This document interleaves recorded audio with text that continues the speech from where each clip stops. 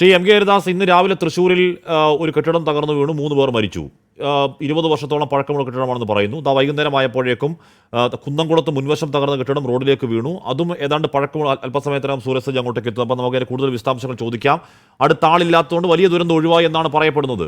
അപ്പോൾ ഇതൊക്കെ നേരത്തെ അപകടാവസ്ഥ കണ്ടെത്തി ഏതെങ്കിലും തരത്തിൽ മുൻകരുതൽ എടുത്തിരുന്നെങ്കിൽ ഒഴിവാക്കാവുന്ന അപകടമാണ്. റോഡിലെ കുഴി, ശ്രീ എം കെ ഹരിദാസ്, റോഡിലെ കുഴിയിൽ വീഴാതിരിക്കാൻ ബൈക്ക് വെട്ടിച്ച് മരിച്ചുപോയ വിഷ്ണുദത്ത് യഥാർത്ഥത്തിൽ ഭരണകൂട അനാസ്ഥയുടെ രക്തസാക്ഷിയാണെന്ന് ഉറപ്പായും പറയാം.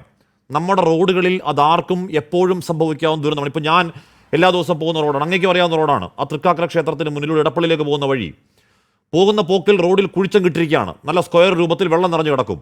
അത്യാവശ്യം സ്പീഡിൽ വരുന്ന ബൈക്കൊക്കെ ആണെങ്കിൽ അതിൽ വീണാൽ മറിഞ്ഞ അപകടം ഉറപ്പാണ്. കാറാണെങ്കിൽ വെട്ടിച്ചാൽ ഇപ്പുറത്തുകൂടി വരുന്ന വണ്ടി ഇടിക്കുന്ന കാര്യം ഉറപ്പ്. രാത്രി മഴയുമായാൽ അപകട സാധ്യത 100%. ഇത് ഞാൻ പറഞ്ഞ റോഡിലെ മാത്രം കാഴ്ചയല്ല, പല റോഡുകളിലെയും കാഴ്ചയാണ്. എത്ര പറഞ്ഞിട്ടും എത്ര പേർ മരിച്ചാലും കുഴികൾ അങ്ങനെ വെള്ളം നിറഞ്ഞു കിടക്കുകയാണെങ്കിൽ, കെട്ടിടങ്ങൾ അങ്ങനെ അപകടാവസ്ഥയിൽ നിൽക്കുകയാണെങ്കിൽ എന്താണ് കാര്യം? Shri M K Haridas. നോക്കൂ ഹാഷ്മി, ഈ നിഗൂഢമായ പ്രകൃതിയെയും അതിൻ്റെ സന്തുലിതാവസ്ഥയെയും അളക്കാനുള്ള ഒരു ഉപകരണം ഇനിയും ഉണ്ടാകേണ്ടിയിരിക്കുന്നുവെന്ന് നമ്മൾ ആദ്യം മനസ്സിലാക്കണം. നമ്മളെ ഈ മഴയെക്കുറിച്ചുള്ള മുന്നറിയിപ്പുകളെല്ലാം കേവലം എന്തെന്നാ പറയേണ്ടത്, ഒരു മുൻകൂർ ജാമ്യം എന്ന നിലയിലേക്ക് മാറിയിരിക്കുകയാണ്. റെഡ്, ഓറഞ്ച്, യെല്ലോ അലർട്ടുകൾ പ്രഖ്യാപിച്ചുകൊണ്ട് സ്കൂളിന് അവധി കൊടുക്കലല്ല സർക്കാരിൻ്റേതായിട്ടുള്ള ചുമതലയും കാലാവസ്ഥാ നിരീക്ഷണ വകുപ്പിൻ്റേതായ ചുമതലയും. ഇപ്പോൾ ഇന്നലത്തെ തന്നെ ഉദാഹരണം എടുക്കൂ. ഇന്നലെ ഇവിടെ പൊരി മഴയായിരുന്നു എറണാകുളത്ത്. ഹാഷ്മിക്ക് അറിയാം, ഞാൻ 4 വയസ്സുകാരനെ കൊടയും മറ്റേ റെയിൻ കോട്ടും ഇട്ടിട്ടാണ് അവൻ്റെ ക്ലാസ്സിലേക്ക് ആക്കി കൊടുത്തത്. പക്ഷേ ഇന്ന് അവധി പ്രഖ്യാപിച്ചു. അപ്പോൾ ഇന്നലെ കാലാവസ്ഥാ നിരീക്ഷണ വകുപ്പിൻ്റെ കണക്കിൽ ഇന്നലെ മഴയില്ലാത്ത ദിവസമാണ്. പക്ഷേ ഇന്നലെ ഇവിടെ എറണാകുളത്ത് നല്ല ഗംഭീര മഴയായിരുന്നു. ഇന്ന് വല്ലപ്പോഴും ഒരു ചാറൽ മഴ ഒഴിച്ചു കഴിഞ്ഞാൽ ഇന്ന് നല്ല തെളിഞ്ഞ ദിവസമായിരുന്നു എന്ന് മനസ്സിലാക്കണം. അപ്പം നമ്മൾ ഈ സാഹചര്യത്തിൽ ഇവിടെ ഒരു ഡിസാസ്റ്റർ മാനേജ്മെൻറ്റ് അതോറിറ്റി എന്ന് പറഞ്ഞിട്ടൊന്ന് സാധനമുണ്ട്. ഇപ്പോൾ ആഷ്മിനോട് ചോദിച്ച ചോദ്യം കെട്ടിടം തകർന്നു വീണതിൻ്റെ കാര്യമാണ്. ആഷ്മി, ഈ 65 വയസ്സായ എൻ്റെ യാത്രയിൽ ഏത് സമയത്തും ഇടിഞ്ഞു പൊളിഞ്ഞു വീഴാവുന്ന കെട്ടിടം, ഞാനിപ്പോൾ വാഴക്കാലയിൽ ഇരുന്നിട്ടാണ് സംസാരിക്കുന്നത്. ഈ തൃക്കാക്കര മുനിസിപ്പാലിറ്റിയിൽ ഒരു 50 എണ്ണം നാളെ നിങ്ങളുടെ റിപ്പോർട്ട് വന്നു കഴിഞ്ഞാൽ ഞാൻ കാണിച്ചു തരാം. ഏത് സമയത്തും അതൊക്കെ നിലംപൊത്തും. പക്ഷേ ഇതൊന്നും നമ്മുടെ അതോറിറ്റികളോ നമ്മുടെ സർക്കാരോ നമ്മുടെ വേണ്ടപ്പെട്ട മുനിസിപ്പാലിറ്റി അധികൃതരോ ഒന്നും കാണുന്നില്ല. നാളെ അത് വീണ് കഴിഞ്ഞു കഴിഞ്ഞാൽ അവർക്ക് പറയാൻ വേണ്ടിയിട്ട് അവർ എന്ത് ചെയ്തിട്ടുണ്ടെന്നറിയോ? ഒരു നോട്ടീസ് ഇഷ്യൂ ചെയ്തിട്ടുണ്ട്. ഈ കെട്ടിടം കാലഹരണപ്പെട്ടതാണ്, ഇത് ഏത് സമയത്തും ഇടിഞ്ഞു പൊളിഞ്ഞു വീഴാനുള്ള സാധ്യതയുണ്ട്, അതുകൊണ്ട് ഈ കെട്ടിടം പൊളിച്ചു മാറ്റണം എന്ന് പറഞ്ഞിട്ട് ഒരു നോട്ടീസ് ഇഷ്യൂ ചെയ്തിട്ടുണ്ടായിരിക്കും. അതൊരു മുൻകൂർ ജാമ്യമാണ്. കാരണം ഞങ്ങൾ ചെയ്യാനുള്ളത് ചെയ്തു, അവർ പൊളിച്ചു മാറ്റാണ്ടേയാണെന്ന്. അപ്പോൾ ഈ കുന്നംകുളം എന്ന് പറയുന്നത് എൻ്റെ വീടിൻ്റെ ഗുരുവായൂരിൻ്റെ തൊട്ടടുത്തുള്ള സ്ഥലമാണ്. ഈ ഗുരുവായൂരായാലും കുന്നംകുളത്തായാലും ഇത്തരത്തിൽ പൊളിച്ചു മാറ്റപ്പെടേണ്ട ഒരുപാട് കെട്ടിടങ്ങളുണ്ട്. ആ കെട്ടിടങ്ങൾക്കുള്ളിൽ പെട്ടിട്ട് നമ്മുടെ അതിഥി തൊഴിലാളികൾ എന്ന് നമ്മൾ പേരിട്ടിട്ടുള്ള പാവങ്ങളാണ് കൂടുതൽ മരിക്കുന്നത് എന്ന് കൂടി മനസ്സിലാക്കണം. കാരണം അത്തരത്തിലുള്ള കെട്ടിടങ്ങളിൽ താമസിക്കാൻ ബുദ്ധിമതിയുള്ള നമ്മുടെ മലയാളികൾ തയ്യാറാവില്ല. അപ്പോൾ അവിടെ ഈ പാവങ്ങൾ ഇവിടെ പണിക്ക് വന്നിട്ട് അവിടെ താമസിക്കുന്നു, അതൊക്കെ കൂടി ഇടിഞ്ഞു പൊളിഞ്ഞു വീണ് അവരുടെ കുടുംബം അനാഥമാകുന്നു. ഇപ്പോൾ താങ്കൾ വിഷ്ണുദത്തിൻ്റെ കാര്യം പറഞ്ഞു. വിഷ്ണുദത്ത് മാത്രമല്ല, കഴിഞ്ഞ ഒരു മാസം മുമ്പാണ് 24ൻ്റെ 4 മണി ചർച്ചയിൽ രഞ്ജിത്ത് എന്ന് പറയുന്ന ഒരു സ്ത്രീയുടെ രഞ്ജിത്ത് എന്ന് പറയുന്ന ഇതേമാതിരി തന്നെ നാഷണൽ ഹൈവേയുടെ കുഴിയിൽ വീണിട്ടുള്ള ഒരു പ്രിയയുടെ രോദനം, അതായത് മരിച്ചു കഴിഞ്ഞിട്ട് ഏകദേശം 1 കൊല്ലമായിട്ടും 6 മാസമായിട്ടും അവർക്ക് ഒരു പൈസ പോലും നഷ്ടപരിഹാരം പോലും കിട്ടിയിട്ടില്ല. ഇപ്പം ഓമനക്കുട്ടൻ എന്ന് പറയുന്ന ഒരാൾ ആലപ്പുഴയിൽ ഇതുമാതിരി തന്നെ ഈ മറ്റേ NHIയുടെ പണി നടക്കുന്ന സ്ഥലത്ത് കുഴിയിൽ വീണിട്ട് മരിച്ചു. അപ്പോൾ കുടുംബങ്ങളെ അനാഥമാക്കുന്ന തോതിലുള്ള നമ്മുടെ ഈ കൺസ്ട്രക്ഷൻ പരിപാടി ആദ്യം അവസാനിപ്പിക്കണം. നാഷണൽ ഹൈവേ അതോറിറ്റി ഇവിടെ ഒരു റോഡ് നിർമ്മാണം നടത്തുന്നുണ്ട് 625 കിലോമീറ്ററിൽ വെച്ചാൽ അതിന് മേൽനോട്ടം വഹിക്കാൻ വേണ്ടിയിട്ട് സംസ്ഥാന സർക്കാർ തയ്യാറാവണം.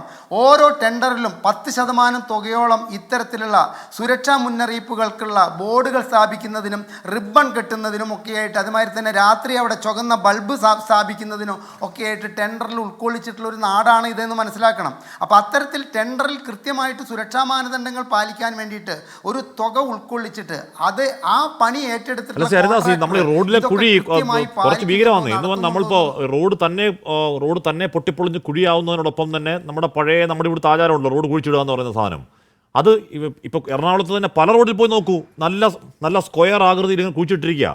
അതിൽ വെള്ളം നിറഞ്ഞെടുക്കും, ഒരു മുൻകരുതലും ഒരു സാധനവും എവിടെ ഉണ്ടാവില്ല. നേരെ ബൈക്കിലൊക്കെ പോയാൽ വീടും എന്നുള്ള ഒരു തർക്കമില്ല. അങ്ങനെ എത്ര റോഡ് ഇവിടെ കിടക്കുന്നു. ഹാഷ്മി, രണ്ട് കാര്യങ്ങൾ ഞാൻ ഹാഷ്മിയുടെ ശ്രദ്ധയിൽപ്പെടുത്തുകയാണ്. ഒന്നെന്താ വെച്ചാൽ ഇന്നത്തെ കാലാവസ്ഥാ നിരീക്ഷണ വകുപ്പിൻ്റെ ഈ കാലാവസ്ഥാ മുന്നറിയിപ്പിനെ കുറിച്ചിട്ട് ഹാഷ്മിക്ക് അറിയുമോ? എൻ്റെ ഒരു 10 വയസ്സിലൊക്കെ, അതായത് ഈ കണ്ണിൻ്റെ മേലെ ഈ കൈ വെച്ചിട്ട് ആകാശത്തേക്ക് നോക്കിയിട്ട് മഴ വരുമോ, എന്ന് മഴ വരുമെന്ന് പ്രവചിക്കുന്ന അവർ മന്ത്രവാദികളോ ദൈവികമായിട്ടുള്ള കഴിവുള്ളവരോ ആയിരുന്നില്ല. അവരുടെ എക്സ്പീരിയൻസിൽ ഈ കണ്ണിൻ്റെ മുകളിലെ, അത് ആ ഉടയോൻ എന്ന് പറയുന്ന സിനിമയിൽ മോഹൻലാലിനെ കൊണ്ട് ആ സംവിധായകൻ ചെയ്യിച്ചിട്ടുണ്ട്. എപ്പം മഴ വരുമെന്ന് ഇത്തരത്തിലൊരു കൈ വെച്ചിട്ട് പറയുന്നൊരു സംവിധാനം ഉണ്ടായിരുന്ന. അപ്പോൾ മുപ്പൂ കൃഷി, 3 കൃഷി ചെയ്യുന്ന പാടങ്ങൾക്ക് ഇത്തരത്തിലുള്ള ആളുകളുടെ വളരെയധികം ആവശ്യം ഓരോ ഗ്രാമങ്ങളിലും ഉണ്ടായിരുന്നു. ഓരോ ഗ്രാമങ്ങളിലും അത്തരക്കാരുണ്ടായിരുന്നു. അത്തരക്കാർ പറയുന്നത് അക്ഷരം പ്രതി ഇന്ന ദിവസം കൊയ്ത്ത് ആരംഭിച്ചോളൂ, അത് കഴിഞ്ഞ് ഇന്ന ദിവസം ഞാറ് നട്ടോളൂ, ഇന്ന ദിവസം വിതച്ചോളൂ എന്ന് പറഞ്ഞിട്ട് കാർഷിക സമൃദ്ധിയിൽ നിന്നിരുന്ന കേരളത്തെ ഒരുവിധ അത്യന്താധുനിക സാറ്റലൈറ്റ് സിസ്റ്റവും ഇല്ലാതെ തന്നെ പ്രകൃതിയുടെ ഓരോ ചലനങ്ങളും മനസ്സിലാക്കിയിരുന്ന മനുഷ്യർ ജീവിച്ചിരുന്ന ഒരു നാട്ടിൽ നിന്ന് 100 കണക്കിന് സാറ്റലൈറ്റിൻ്റെ ഉപഗ്രഹങ്ങൾ നമുക്ക് ചുറ്റും കറങ്ങിയിട്ട് കൃത്യമായ ഒരു പ്രവചനം നടത്താൻ പറ്റാണ്ട് ചൂരൽമലയിലും മുണ്ടക്കൈയിലും അതുമാതിരി തന്നെ പെട്ടിമുടിയിലും നമ്മൾ മണ്ണിൻ്റെ അടിയിൽ കുറേ പേരെ കുഴിച്ചു മൂടിയിട്ടിരുന്നിട്ടാണ് നമ്മൾ ഈ ശാസ്ത്ര ലോകത്തെ കുറിച്ചിട്ട് വല്ലാതെ വീതിയിൽ സംസാരിക്കുന്നതെന്ന് പറയുമ്പോൾ എനിക്ക് ലജ്ജ തോന്നുകയാണ്. ഇതൊന്നുമില്ലാത്തൊരു കാലഘട്ടം കടന്നു പോയിട്ടുള്ള സമയത്ത് കേവലം 2 വെള്ളപ്പൊക്കം മാത്രമാണ് ഉണ്ടായിട്ടുള്ളത്.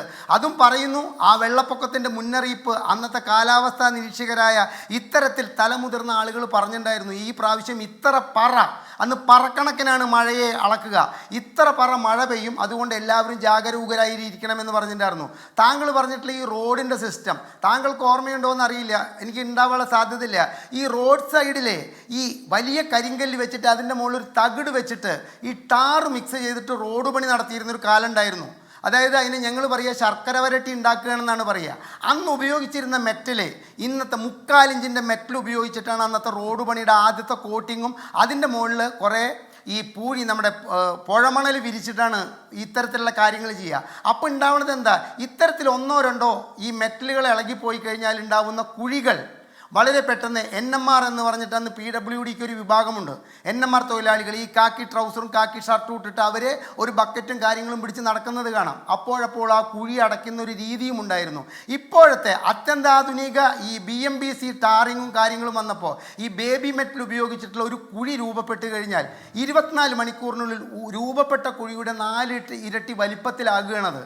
അവിടെ ആരോ, നമ്മൾ പറയില്ലേ, നമ്മൾ വീട്ടിൽ നിന്നും പുറപ്പെട്ടു കഴിഞ്ഞാൽ തിരിച്ചെത്താമെന്ന് പറഞ്ഞ് പോന്നിട്ടുള്ള ആരോയെങ്കിലും ഇത്തരത്തിലുള്ള കുഴിയിൽ വീഴുന്നു, ഇത്തരത്തിൽ പറയാനുള്ളത് ഇതാണ് നമ്മുടെ അവസ്ഥ. നമ്മുടെ റോഡിലെ അവസ്ഥ ഇതാണ്. അവിടെ നല്ല റോഡിൽ തന്നെയുള്ള കുഴി ഉണ്ടാവും, കുഴിച്ചിട്ടിരിക്കുന്ന കുഴി ഉണ്ടാവും, മഴവെള്ളം നിറഞ്ഞു കിടക്കും. നമ്മൾ സൂക്ഷിച്ചു പോയാൽ നമുക്ക് കൊള്ളാം എന്നേ പറയാനുള്ളൂ.